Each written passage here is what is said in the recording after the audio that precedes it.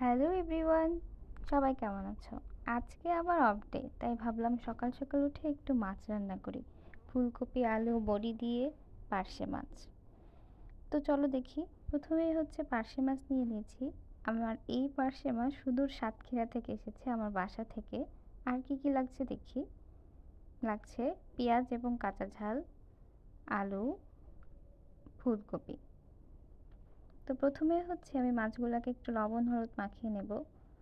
মাছগুলোতে লবণ হলুদ একটু বেশি করে মাখাবো যাতে তেলে লেগে না যায়। তারপরে তেল গরম হলে মাছগুলোকে আলতো করে ভেজে নেব।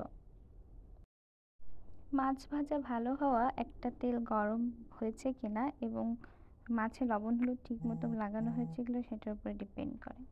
দেখো আমি মাছ ভাজাটা সুন্দর মতন ভেজে নিয়েছি। এবারে বড়িগুলো ভেজে নেব। যেহেতু আমি বড়ি দিয়ে মাছ রান্না করব, বড়িও আমার মা বাসা থেকে বানিয়ে পাঠিয়েছে, সুদূর সাতক্ষীরা থেকে আগত। বড়িগুলো এবার আমি সুন্দর করে ভেজে নেব, লাল লাল করে ভাজা হতে হবে। বড়ি ভাজা যত ভালো হবে তত রান্নার স্মেলটা ভালো আসবে। এবারে আমি তেল দিয়ে দিব, তারপরে জিরা ফোড়ন দিব। আমি ম্যাক্সিমাম রান্নাতে জিরা ফোড়ন দিয়ে খুব সিম্পলি রান্না করি, খুব মশলা আমি বেশি পছন্দ করি না। দেন আমি হচ্ছে পেঁয়াজ আর কাঁচা লঙ্কা দিয়ে দিলাম। এটা ভালোভাবে লাল লাল করে একটু ভেজে নেব। পেঁয়াজটা একটু লাল লাল করে ভাজা হয়ে গেলে এবার আমি ফুলকপি দিয়ে দিব।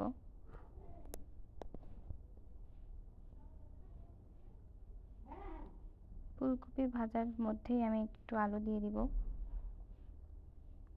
আলু এবং ফুলকপি একসাথে খুব ভালো করে একটু কষিয়ে কষিয়ে ভেজে নেব।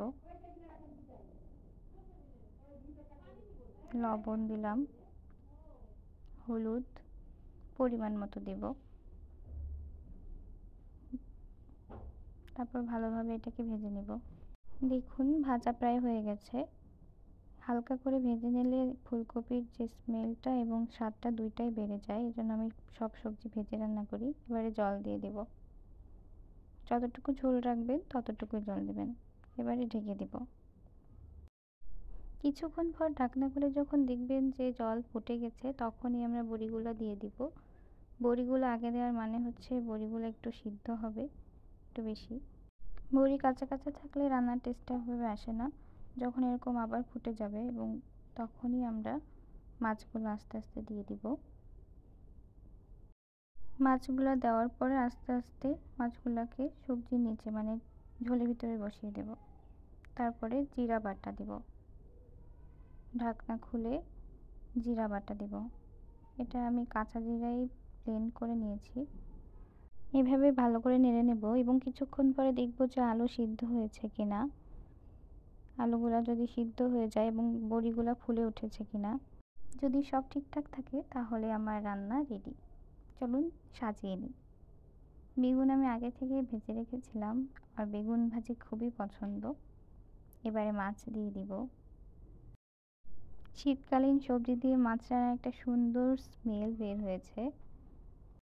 আমি যেহেতু হোস্টেলে থাকি আমার প্রায় রান্না করা হয়ে ওঠে না, কিন্তু আমি রান্না করতে প্রচণ্ড পছন্দ করি। আমার যেটা যখন ভালো লাগে। তো এই হলো আমার রান্নার final look. Thanks for watching.